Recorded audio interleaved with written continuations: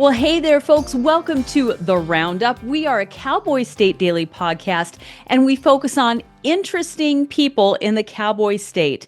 And interesting defines, you look in the dictionary and you're going to find Laramie County Sheriff Brian Kozak. He's the definition of interesting, especially when it comes to law enforcement in the state of Wyoming. So we're going to have a great conversation with Sheriff Kozak today. He's on location. We are coming to him in his vehicle. This is going to be a lot of fun. First, I want to make sure to point out that there are some other really great Wyoming-based podcasts out there, including the Wyoming Business Alliance, Business from the Basement. If you are a business person in Wyoming, you will find wonderful resources, wonderful information, places to go, people to talk to about your Wyoming business. So check out the Wyoming Business Alliance Business from the Basement podcast.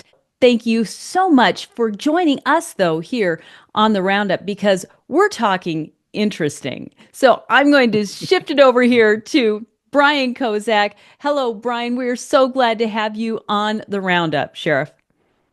Hey, great to be here. So thanks for the invite.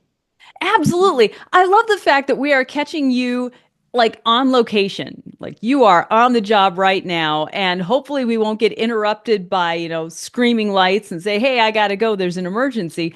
But we're just going to pray for a nice quiet next half hour or so for you, because your life is anything but quiet. Isn't that right? Yeah, it gets busy at times, but we should be good because we got good coverage today with deputies on the road. So yeah, I'm coming to you for live from Burns, Wyoming, at the Antelope truck stop. Yep. And so, one of the things, again, this is an interesting thing about you. You're out there, you're on patrol right now. You're out there Right. working, and that is something we don't hear a lot of sheriffs. That most of the sheriffs in Wyoming, I think, they're stuck behind desks, but you refuse to be.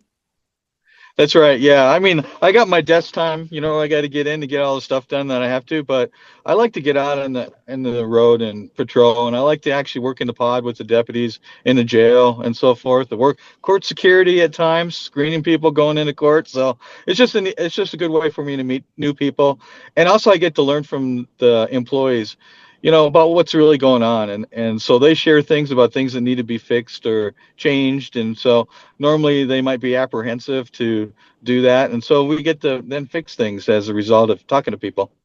You were the longest, I think, police chief for the city of Cheyenne. Isn't that correct? Like 11 years. You were the 11 police years, that's right.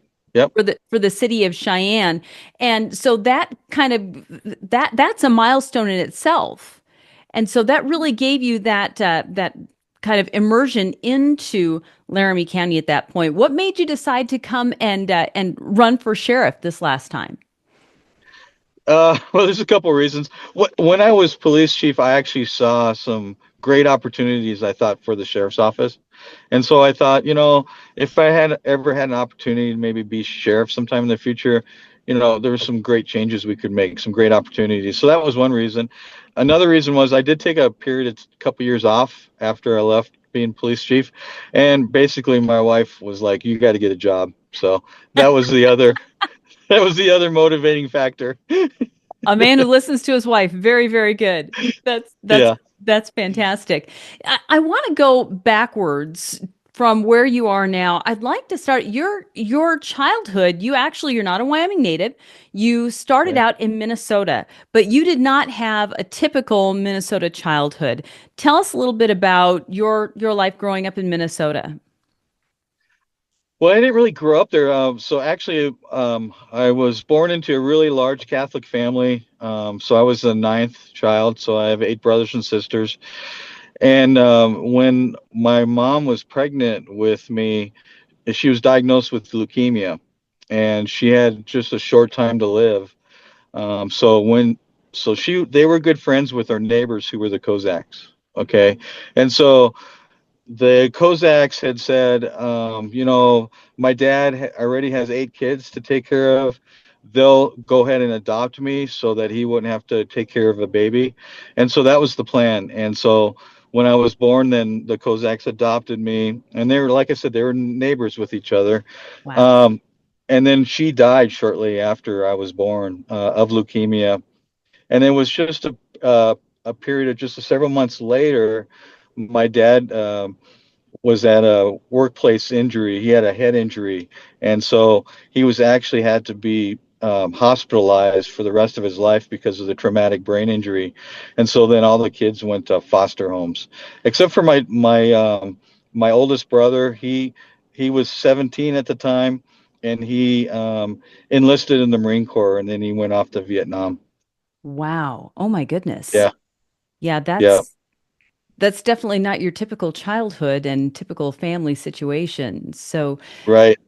how So the Kozaks adopted me, and they ended up leaving. They went to a different part of Minnesota shortly after, when the family kind of got broke up and the kids went to foster homes and stuff. So they kind of moved.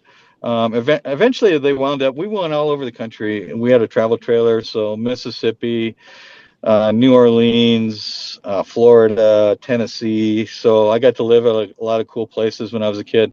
But we wound up in Arizona, where my dad was my adopted dad was a steel fitter, and he worked in Arizona. And so that's where I kind of grew up. I went to junior high, high school in Arizona, and actually it was. I knew that I was adopted and everything, but it was until I was a senior in high school when my two oldest brothers actually searched the country for me, and they found me in Arizona, and they came out, and so we met for the first time. And then after I was a cop in Mesa, Arizona, I was maybe on the department for about 3 years. I actually traveled back to Duluth, Minnesota, where all of my brothers and sisters live. All eight of them still live in Duluth, and so it's first time I met the whole family, all my brothers and sisters, and so we've been in touch ever since. Pretty close. That's a fantastic, fantastic story about your brothers finding you.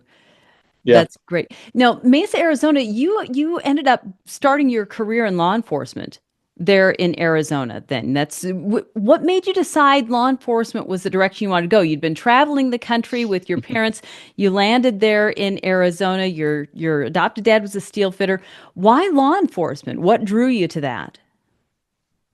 You know what? I think it was actually the TV show Chips. So I don't know if a lot of your viewers even know what that is, Oh man, especially Chips, your absolutely. younger Eric ones. Estrada, yeah. Yeah. So actually, I just love that show. I thought it would be so cool to be a motorcycle cop. It was, of course, yeah, you want to help people and do things like that. But for me, it was driving fast with red lights on a motorcycle. I thought was just the best thing ever. So that's what I wanted to do.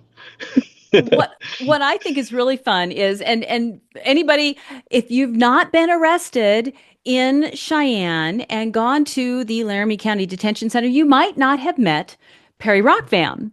But Perry is there. He's one of the administrators at the jail. Is that correct? Yes, he is. He's the chief deputy. So when I became sheriff, I asked him to join my team and to run the jail operations, juvenile services center, and court security. And so first he was reluctant, but then I was pretty persuasive because I actually went. His daughter lives here in Cheyenne, so I went to her house and said, "Hey, your dad can move here from Billings, so I have a job for him. We just have to talk him into it." And so she put a lot of pressure on him. Yeah. That's great. Well, talking about Perry Rockvan, Perry, I know Perry from we know Perry up here in Cody because he was the police chief up here in Cody for a long time and moved to Billings, and so now he's down there. But you and Perry were motorcycle cops together in Mesa, and that's the beginning of a decades long friendship, which Yeah, continues that's today, exactly right. which I just think Mhm. is fantastic that continues today and you continue to work together. You found a way to work together again. Yeah, that's for sure. So yeah, we were both cops in Mesa. We were both motorcycle cops. We went to the motorcycle school together. And then he wanted to move. He didn't like raising a family in Phoenix because of the high crime and gang activity and stuff. So he moved to Cody to raise his family. I stayed in Mesa. I retired there, and then he went through. He spent 20 years at the Cody Police Department, Right. became chief of police. And so when I came out here to be police chief in Cheyenne, we connected again. We'd see each other at conferences, and we'd go on motorcycle trips together. I'd go to Cody and stuff and ride the Yellowstone area Oh yeah. on our bikes. But yeah, but it's then he left law enforcement for about 8 years, Mhm. and he never thought he'd be back in it again until he got that call from me. So Apparently, you're persuasive, and you know who to talk to. You know who to talk to. yeah. That persuasiveness has done wonders for you and for the departments that you work for and that you have led. Let's talk just real quickly about some of the things when you were the police chief in Cheyenne. What are some of the things that you did there that you were really proud of that continues today? Well, I think just I mean, everything about the Cheyenne Police Department, I think I'm pretty proud of.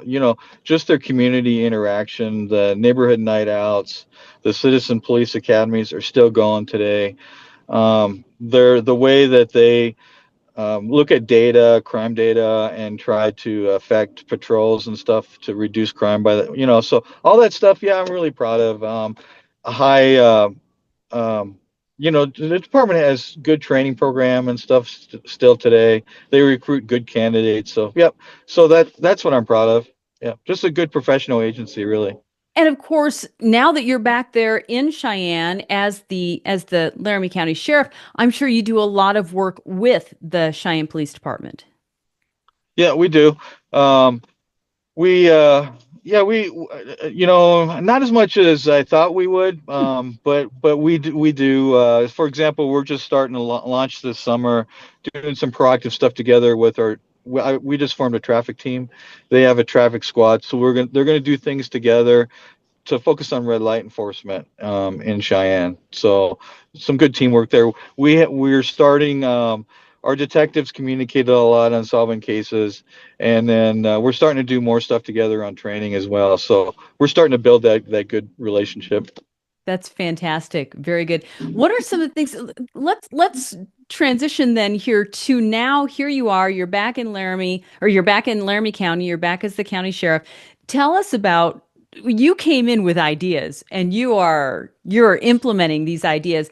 You have one of the most creative community relations programs that's out there. I mean, between YouTube videos and billboards for recruitment, things like that, you're really engaged with the community. And tell us some of the unique things that you said, I want to do this. If I ever get to be sheriff, this is what I want to do. Okay. I when I came into sheriff, I just wanted to make sure we were more engaged with the community. That was one of our goals that we had, to become engaged with the community, because I felt like the sheriff's office didn't really take that opportunity in the past, and so we really wanted to do that. And so, yeah, and then just along the way, we come up with some crazy ideas to try to do that. And then also we wanted to make sure we have it's a fun place to work. So letting the employees do what they think is good to build those bonds with the community. And sometimes, yeah, it's a little crazy and funny, but that's what we want, because we want new candidates to look at our agency and say, well, that's a place I want to work. Seems like they have a good time there. So that was the goal, because when I started as sheriff, I think there were 65 vacancies that we had to fill. So Wow. Where are you uh, at now? yeah, so now we have 9 left in the jail, and we have 3 at court services. So yeah, we've filled all the patrol spots. We've just about filled all of our jail spots now. So but yeah, that was our goal, was to fill vacancies. And that's one way, is having a good community engagement platform, so that because the first thing new people look at when they're looking where to work, they're going to look at your social media. They're going to look at YouTube, they're going to look at your website. So we had to make a professional looking website as well. We created and we had to figure out what our culture was. So Hmm. because it really, when I started as sheriff, no one really knew what it was. It was kind of, so we got a bunch of employees together to, first of all, create our mission statement, and then what our culture should be. And they really wanted to focus on a Western heritage. And so we made this recruiting video, 30-second video. I don't know if you saw it, where the cowboys ride into the barn, and then out the other side of the barn come the 3 deputy patrol vehicles. And it just talks about the culture, the heritage of the lawmen of the West. And so that's what we wanted. It was different from what all other police departments are doing on recruiting videos. And then the employees came up with our mission statement, which is ride for the brand as one team to fight crime. And And the brand is an reason, acronym. Brand is an yeah, acronym.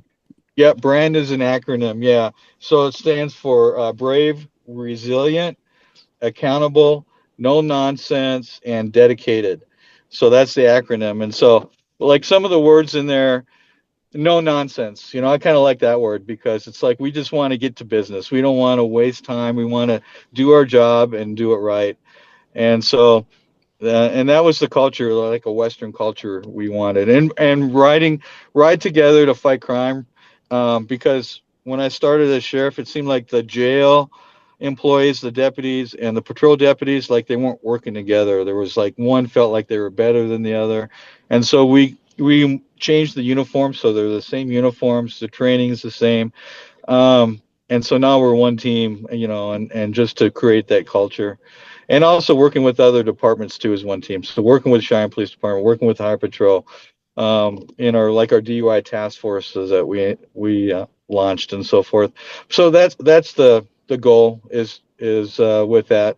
Um, and then just a no nonsense. We want to be known for fighting crime, going out and getting criminals. We also started Hive patrols and we put it on social media, which is high visible enforcement for traffic enforcement. Because when I ran for campaign for sheriff, I heard from the community that we never see deputies, Ah. and yeah, people are speeding, people are running red lights, and it seems like law enforcement doesn't care. So we wanted to change that. So we've become known as a department that focuses on traffic safety, and we want to reduce traffic crashes and work as one team to get criminals off the street. And unfortunately, when I first came into office, the jail had a policy where they would not take certain offenses into the jail. So yeah, and I think as a result, crime actually went up in the city of Cheyenne, Like because, for what example, offenses? What like would property crime, like property crime. So you had to be a violent crime to take someone ah to jail. And so we changed that. We said you can bring anyone you want to jail. And so that's one reason we put the vacancy sign up, the flashing vacancy sign, so everyone knows I we're think open. that's We have vacancies. Yeah. fantastic. Yeah, I'm gonna point our viewers here and our listeners, our videography team, fantastic videography team, Riley Strand and Hannah Brock went and did a long form video and followed the sheriff around for a day and went to the jail, which I thought was fantastic. How many people get to see inside the jail unless you've been arrested? You don't want that. But that's one of the things that was so interesting. You've got a vacancy, a flashing vacancy sign at the jail. You play like Plinko. What is that about for the and one of the inmates drops the Plinko button, and what is that all about? Tell us about that. Yeah, of course, everyone knows Plinko game from Price is Right, Yeah. where you drop the disc and it goes down at the bottom and you win some prizes. So we did the same thing. We call it Klinko though, like Well, of the course. clink. Yeah. Yeah, Klinko resort game. And so we have wanted fugitives at the bottom, and you drop the coin, and then the fugitive it lands on is the one that we put on our most wanted list, and then that's who our deputies focus on to go find. And it turns out I didn't think it would happen, but the inmates actually they have fun with it. So they watch YouTube to see who's going to be on Klinko, and we've actually had some people turn themselves in as a result. No So that's our kidding. goal. Yeah, yeah, for sure. Um, Wow. Okay, yeah, so it really is. You can see the tangible results of the things that you're doing. yeah, for sure. Yeah. So far since we've been doing the most wanted list in the Klinko game, I think it's about 140 most wanted people we've apprehended, put in our jail.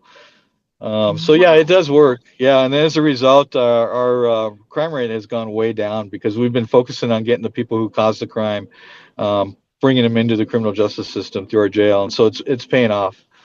Is that one of your goals in your time here as sheriff? You want to make sure that that crime rate goes down, that people in Laramie County feel safe. I'm assuming that that's your ultimate goal. Yeah, absolutely. That's probably our first priority. That should be our number one priority as any law enforcement agency is to focus on the crime numbers. And so yeah, we've done that because to be honest with you, at one point the city of Cheyenne um, had the highest increase in auto thefts than any other place in the country. And part of that was because of the policy of the sheriff. previous to me coming in. So as a result, working hard, working together as a team, going after the criminals. Now we're well below the U.S. average again, where it should be. So. Laramie County is such a large county. You've got a number of much smaller municipalities. It's more than just Cheyenne. In what ways are you and your team making sure that all of these outlying communities feel just as protected and just as much part of your department as Cheyenne? Yeah, so that's a good question because when I became sheriff, we heard from the community they didn't feel like they saw deputies out in the rural areas. So we implemented a couple programs right away. Number one, I think, is the most important, a school resource deputy program. And so we assigned school resource deputies to Burns High School and Pine Bluffs High School, which, are the very outskirts of our county in the east part of the county. And so that really has helped to build that bond and connection with the community there. And then we also made a couple rural deputy positions. So there's one in the West County and there's one in the East County as well. So hold on, someone's driving up on me. Hi. Hey, how you doing? This trailer right over here then? Yeah. Huh? Yeah, sure. Yeah, let me be. I'm on the phone call with someone. Can I come over there when I'm done? Okay, I'll see you right over there. Thanks. This is your job. That's right. And so that's a great thing though. I mean, you're right there, you're in Burns. Yep. And so the people there, they see the sheriff's vehicle and they say, "Hey, I've got a problem. I'm just going to go talk to the guy in the vehicle there." That's Wyoming. That's the way it should be. Yeah. And so that's the focus. So we push our deputies back out into the rural areas, and it's been working good. So the community likes that interaction. And then we attend all the special events. The events in Pine Bluffs, Burns, Albin. That's a community, a small community, farming community that said they never saw a deputy ever. And last time I was there, they're like, "You know what, Sheriff? I think we're seeing too many deputies now. We kind of liked our freedom out here." So yeah, but no, they were just joking. But, and you don't get a whole lot of trouble from those communities, obviously, but it's good to know that you're there if they need you. Yeah, that's exactly right. Yeah, we have very little issues out here, but they like, especially our rural deputy program. The job of the rural deputy is basically get to know all the ranchers and farmers and go have coffee with them. And that's it. They just like building the relationships, Yeah. And again, it's an important relationship because that's the kind of relationship we all want with our law enforcement professionals in our communities. We want them to be part of our community. We want them to be the people that we can call on if we have trouble, but people who actually genuinely care about my well-being and not just somebody in a uniform sitting in a car. Right. Yep. Correct. Yep. So let's just real quickly kind of wrap up here because you're a busy guy. Let's talk real quickly about what are some of the things that you still have left to implement that are some ideas that you've got in the near future for ways to engage with your community, the ways to make it safer. I love the way that you interact with the prisoners at the jail and you make them feel like human beings. What are some of the ways that you're continuing to do these things and what are some of your plans? Yeah, one of the big things that we're getting ready to launch is our special management unit in the jail, which is going to be a mental health pod. So we have designed and built a mental health pod, women's and men's pod, especially designed to, deal with management issues. So anyway, when we launch it, we'll bring the media in to look at it. But it's got a mural on the outside rec area. It just doesn't look like a jail. We have different barriers in place so that we can allow people out of their cell and then start to build relationship with some of the other inmates that are in the cell next to them. So these are people suffering from mental illness that really we shouldn't have them in the jail, but the state hospital is so backed up. We have these people for sometimes up to 2 years. And so we worked with some psychiatrists to design this pod to better manage these people. And hopefully the goal is to get them to take their medication and help them overcome the mental illness that they're having. and and so they can deal with their criminal charges, because sometimes the criminal justice is put on hold until they are deemed to be competent to stand trial, or do enter into plea negotiations. So unfortunately, we're the ones that have to deal with those people and try to help them. So, but anyways, we're really proactive in that area. I can't wait till we launch that. We're all done with the construction. We're just building the policies right now and training the employees to handle that special management unit. And that training is what is so important. I mean, I worked with the criminal justice system in Cody for years because I was a municipal court clerk. And so I know about the training issues that have to happen for the people who have the mental illness, because your deputies and these law enforcement professionals are the ones that are on the front lines. They're the ones that go to the incidents that are happening while they're happening. And so is that something that obviously has got to be a big deal for you and for your department, is making sure that those trainings are happening as timely as possible? Yep, that's for sure. And that's another thing we did. We created a professional standards unit. So we have a sergeant, a deputy, and then we have 3 civilian employees. So they do all the hiring background investigations, all the people we've hired. And then they're also responsible for planning our training programs out. And so they have a training program built out for the next 2 years. So we're really proactive in that area. Hiring, bringing people in. So my first year in office, I think it was 72 people we hired. Last year, it was 50 people we hired in just 1 year. So like I said, and then our attrition rates have gone way down. They used to be 25% a year is how many people we would leave. And now we're at 8%. And wow. A lot of those are because of retirements, or they get into the jail and they realize it's just not the job that they're are meant to have. So but yeah, 8% is good. It's better than most law enforcement agencies. So we're doing really good in that area now. The billboard really helped to bring people in. We got about the billboard. You got to talk about the billboard. Yeah. Okay, the billboard. So the billboard, we put up a billboard in Denver that said "Work in Wyoming, where breaking the law is still illegal," and so that just caught the attention nationally. I think a couple major news networks covered it. It was, for example, foxnews.com covers #1 trending story on their website for 2 days in a row. And so that just brought in thousands of applications for us. And so we were able to fill our patrol positions, mostly with lateral officers from other states, California, Colorado, Mississippi, all over the place. Yep. And all your people, I'm sure, are very happy to be in Wyoming. Yeah, they are. Yep. So again, that's because they're frustrated where they're working. They feel like law enforcement's not supported. And when they saw the billboard, they're like, well, there's a community that supports law enforcement. So that's why they wanted to work here. And yeah, we did poke fun at Denver a little bit, which was fun. They deserve it. So talking to somebody who's got a daughter living in Colorado, right? Yeah, I do. I have a daughter who lives in Denver. She works at Denver Health, the emergency department there. And so she's a nurse there, and she definitely sees it on a daily basis where the cops can't do their job, and it affects her in the hospital because of that. So we got it was funny. And still today, whenever I travel, anyone from Laramie County Sheriff's Office goes to a conference or training elsewhere, we're known as the billboard sheriff. So. That's great. I just think it's wonderful what you've done. Obviously, your work is paying off. Lower crime rates, better recruitment, better retention.